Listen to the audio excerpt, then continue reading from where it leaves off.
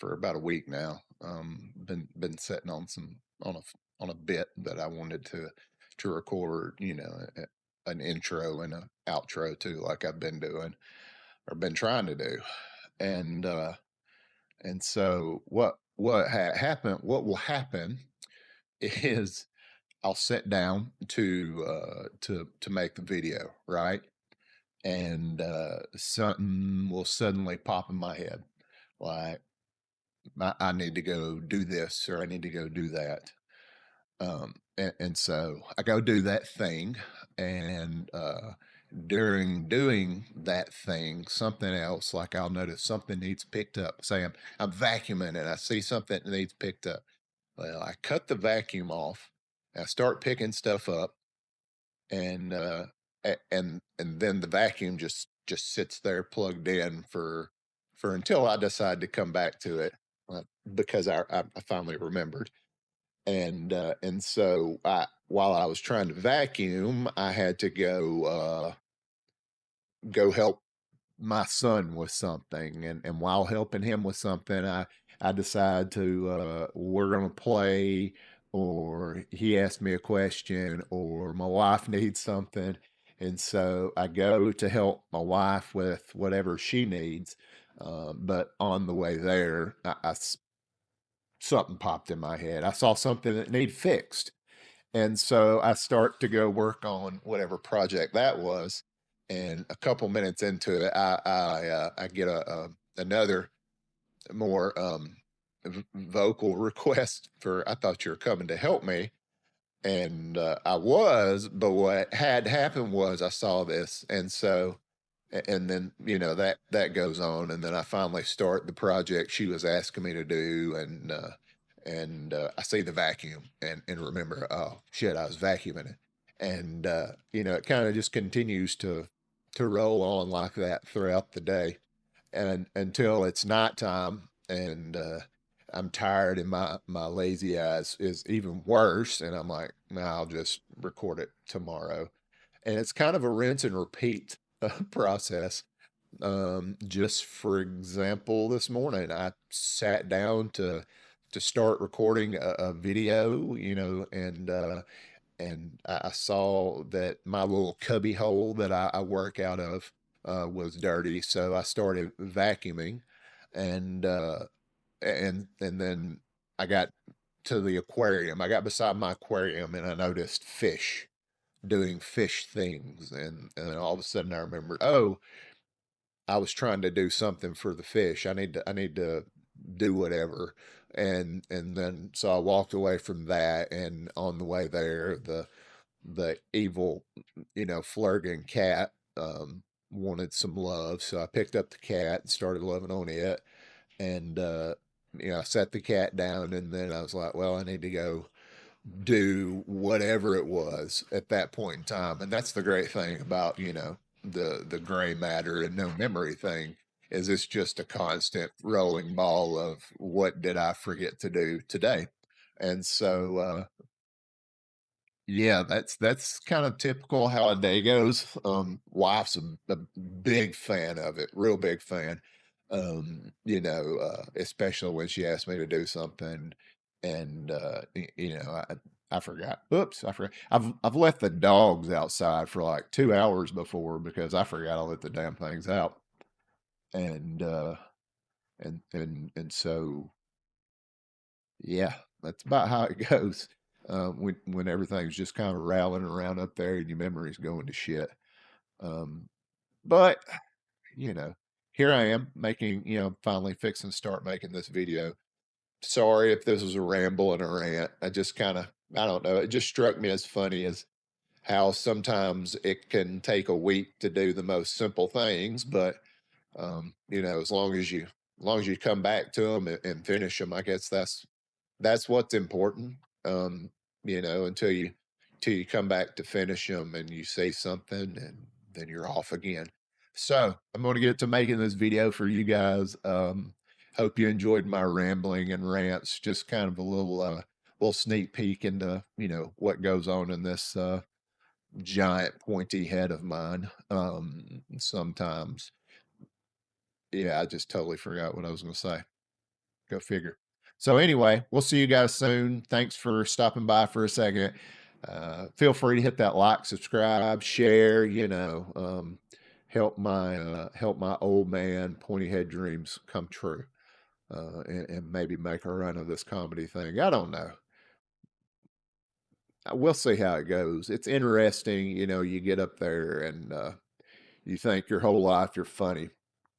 Your whole life people have told you how funny you are and that you should be a comedian. And, you push it off your whole life because you don't think you are very funny or you're afraid to get up in front of people.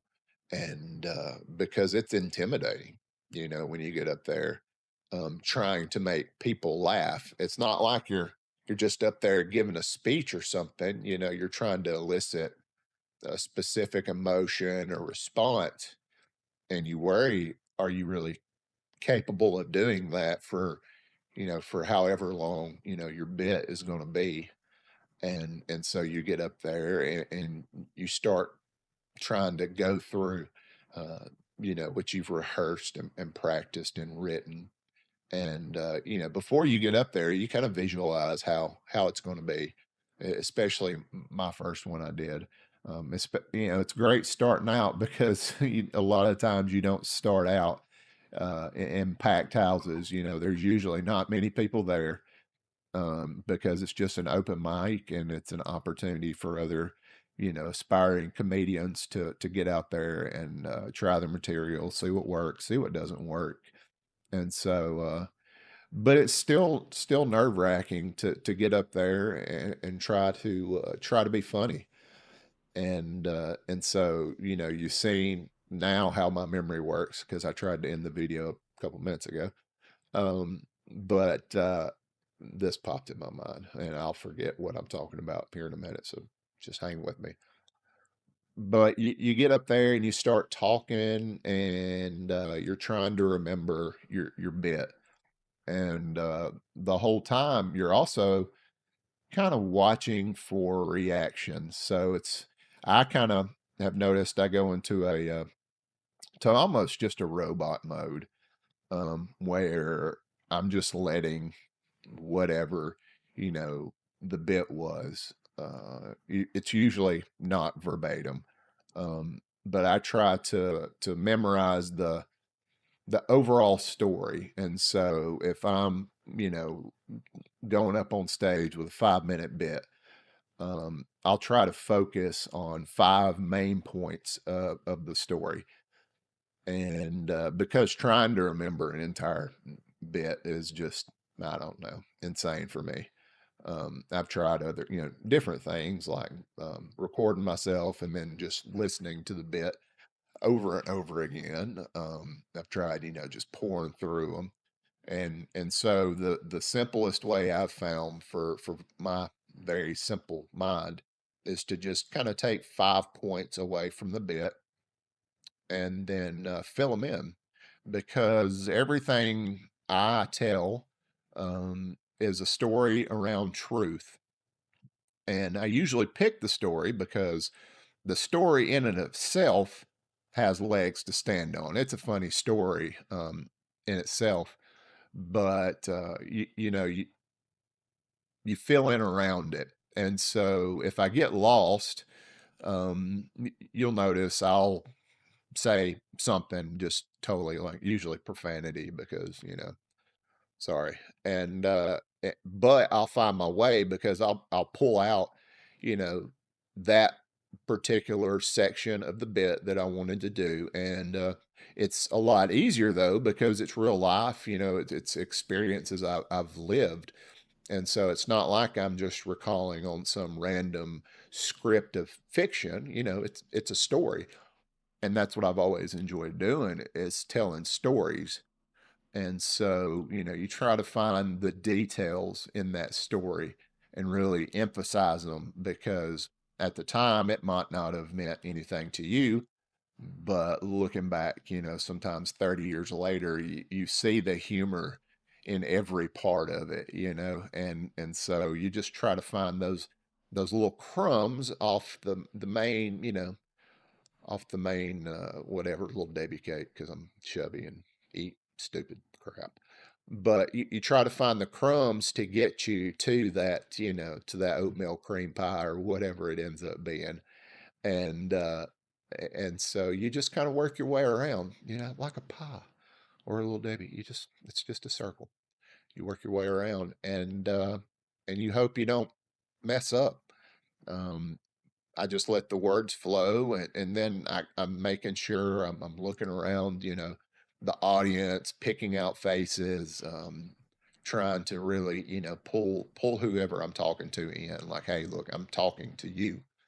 This is a story we're sharing together, and so I'm looking for those laughs or nods or looks or smiles of affirmation that are kind of telling me, I'm on the right path. And and so what it ends up being is after you start doing a couple of these, open mics and stuff, you start seeing what works and what doesn't work, and you can tailor these bits because maybe move around how you approach this one crumb, or just changing the overall flow of the bit can make it funnier. Add in a goofy mannerism or a funny saying or something that's relative to the moment, and suddenly you've got some material that was getting laugh when you got to the nugget, to the main piece, but now you've gotten some little chuckles from here and there from those little crumbs that you've dropped along the way to kind of that lead you to where you're trying to take the story. And it's rough because, like I said, they're your stories. With me, they're my stories. And so, if I get up there and tell my stories and nobody laughs, it's kind of like that's what I've wanted to do my whole life is get up on stage and make people laugh. I'm finally at an age and mindset now. I have to try it before it's too late and maybe this memory crap gets worse. I've had appointments to go get stuff done to try and figure it out, but I usually forget the appointment. So or forget where I put the appointment paper or get home and I've already forgotten. So um, anyway, memory issues. So that's one of the reasons I've kind of decided to do this now at this point in my life is I don't want to I want to use it before I lose it, and see because I've always enjoyed making people laugh and being the center of attention when it comes to telling a story because basically I mean if you get up on stage for other people's enjoyment, of course you want you want to be good at it. And so I'm just at a point in life now where I think I give just enough not of a shit what people think, but also at the same time have those same I still care. And that's why I get up there because I want people to like me. People like me. Look, I'm making you laugh. And then if people don't laugh, then that in my mind equates to well, they don't like me. All these years of thinking you were the funny guy in the group, maybe you weren't, but folks just told you that to keep you around and make you smile every once in a while and feel useful, you know, being the good time guy like with golf, love playing golf. I am absolutely horrible at golf most days. I have days, where I'm decent and not just knocking off gopher heads, ramming them mock Jesus down to the left side of the fairway and popping a couple of squirrels and falling out God only knows where and but I always take pride in hearing folks say, well, we may not shoot very good today or we may not have a good round today, but at least we're going to have fun. And so I hope what I'm able to do, and as I grow as a comedian, I hope I'm able to share these stories and bring humor and joy to people's lives. If not, for at least a few minutes, escape the real world and get pulled into my goofy world and listen to me, tell my stories that, like I said, I hope are funny. I hope I get to carry this a long way, because when you're a kid going through a lot of stuff and you find something, and to me it was stand-up comedy because I went through a lot of different kinds of abuse as a child. I would be uh, long road. We're not going to get into that, but anyway, sucky childhood. Spent a lot of time locked outside, but sometimes I would manage to if I did sleep inside, I was able to sneak into the living room at night around 10 o'clock, and that was back when HBO, about 10 o'clock every night, they would do a stand-up comedy special of some kind, and I would watch those, and not so much watch them, even as a kid, I was still trying to consume these things because I've still say, and I've always said, your ability to laugh is something that no one can take away from you. I don't feel like, because I feel like a lot of times in life I've had people who have wanted to take away my ability to laugh and be funny and make people happy, because laughing makes you happy. But I would watch these comedians and study these things that they were doing, and I would take what I was hearing them say, and then just constantly replay it in my head over and over again, and just soak it in, and to the point where I could perform parts of these great comedians bits just by memory. And you watch how they their stage presence and their mannerisms and things like that, and you really start to soak them in. And like I said, always wanting to be a comedian, of course, my entire life, I've always thought, what kind of comedian would I be? You know, what would I do? Would I tell, would I do commentary on the state of the world as it sits right now, or political jokes? But no, hell no. I ain't trying to get that smoke. And and it just ended up becoming stories, because some of the shit that would happen was absolutely comical. I mean, it sucked, but it was funny as hell, because laughter is the way I made it through everything. And so I've continued to use laughter my whole life to get me through things. And I hope that my stories help somebody else. I doubt anything profound is going to come out of it, but maybe a little escape for a little while, um, and just enjoy laughter and being around folks who are all there for the same cause, just to laugh and have fun and forget. So um, I hope you guys stick around. I'm very excited. Like I said, this is a dream, and I think I'm going to go places. Hopefully not down, but if I do, I'm going to go down in flames. Damn it! But I hope you stick around with me, because it's going to be a hell of a ride, win, lose, or draw. And I'm going to give it everything I can, because yeah, sometimes you just have to grin and bear it and push through it to chase a dream, and dreams aren't always easy. Sometimes there may be little pieces of nightmares in your dreams. So just I'm going to push to get to the good stuff. So stick around, folks, and thanks for listening. Y'all take care. Bye. Hey, what's going on? Thanks for sticking around and watching that video. I really hope that you enjoyed it. If you did, please like, subscribe, share, do the things, and help me grow in your own little way through this journey. Until next time, y'all take care.